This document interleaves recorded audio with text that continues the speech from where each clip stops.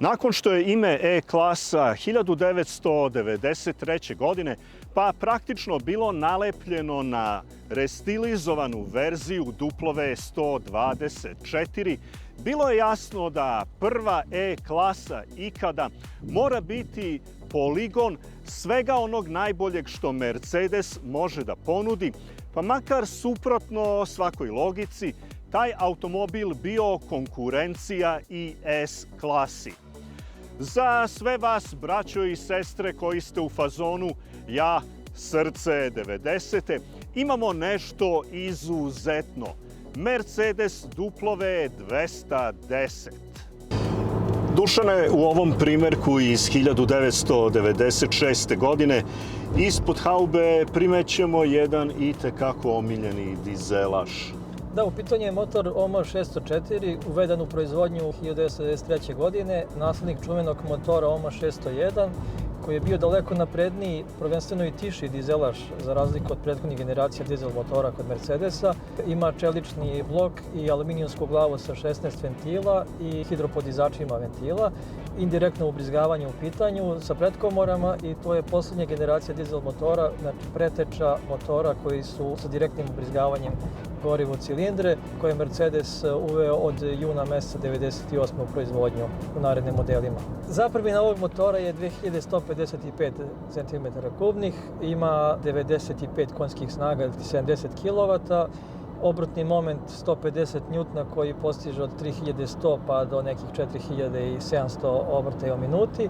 Ubrzanje do stotke 17 sekundi i maksimalna brzina koju može da dostigne je nekih 180 km/h sa ovim automatskim menjačem sa 5 brzina. Razvoj W210 počeo još 1988. godine.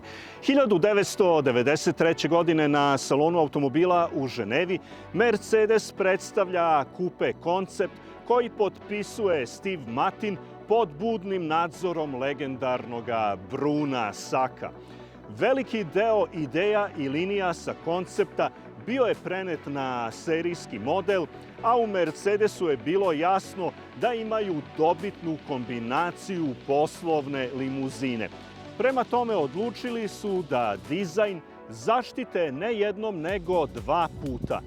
Prvi put kao koncept i skicu serijskog modela i drugi put 1998. godine kao restilizovani model.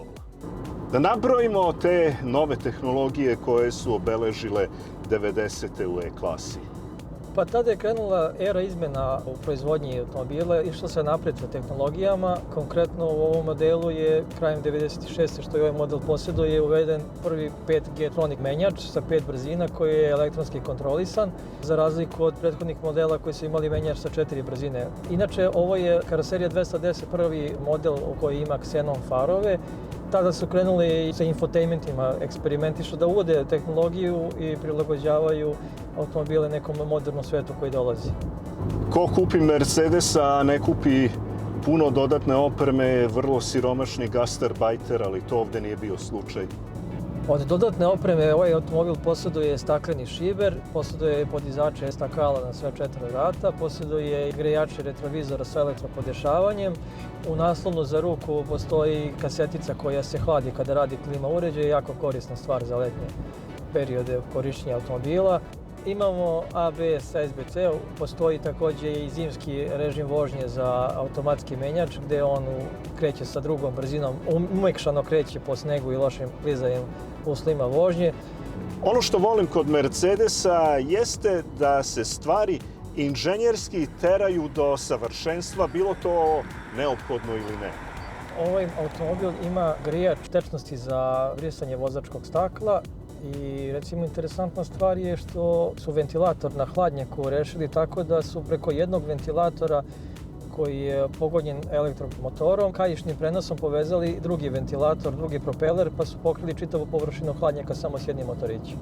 Motor ima fazni lanac dvoredni koji se više odavno ne koristi u autoindustriji, tako reći interval zamene ne postoji propisan interval zamene jer to ne otkazuje. Oni koji kreću da kupuju Mercedese iz 90-ih verovatno pomno istražuju šta sve ovde može da bude problem, a šta je ono što je doveka? Kod ovog modela prvenstveno problem osnovni može da bude korozija pragova, sajtnih rubova, obzirom da je Mercedes početkom 90. krenuo da eksperimentiše sa bojama na vodenoj bazi. To je došlo do promašaja, pa prve serije su baš osetljive na koroziju, što je i osnovni problem ovih modela. Krajem 90. godina su popravili antikoroziju zaštitu i rešili su taj problem, pa je daleko manje korodiralih automobila.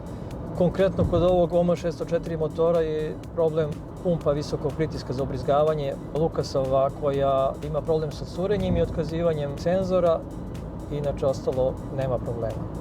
Doživljaj vožnje utvrđen je na jednom maksi testu od Beograda do Ankare i što je najbitnije nazad.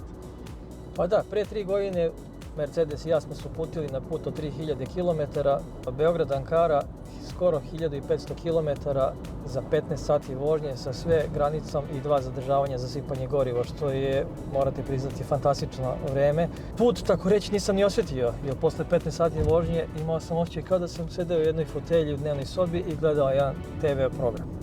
Potrošnja na tom putu, obzirom da sam imao vremena da se bavim sa tim, je bila sa upotrebom klima uređaja za 3000 km 6,37 litara tačno izračunato. Iako je model s polovine 90-ih, može jako malo da troši goriva. Na magistrali potrošnje može biti i 5 litara, što je ravno današnjim modernim automobilima koji imaju daleko modernije motore i sisteme ubrizgavanja. Trapovi i amortizeri, velika je pouzdanost delovog gebljenja, mada jedan od minusa je korozija nosača opruga koja vremenom zna da pukne, što treba vlasnik budući koji gleda da kupi ovakav auto da obrati pažnju. Ali ne dajte da vas Dušanove priče o mogućim otkazivanjima komponenti uplaše. Ovo je automobil iz praktično 2. godine proizvodnje. Možda još sve dečije bolesti nisu bile otklonjene, ali on je nakon 30 godina i dalje sa nama uz neke sitne intervencije u farbanju komponenti karoserije. Pa vi vidite.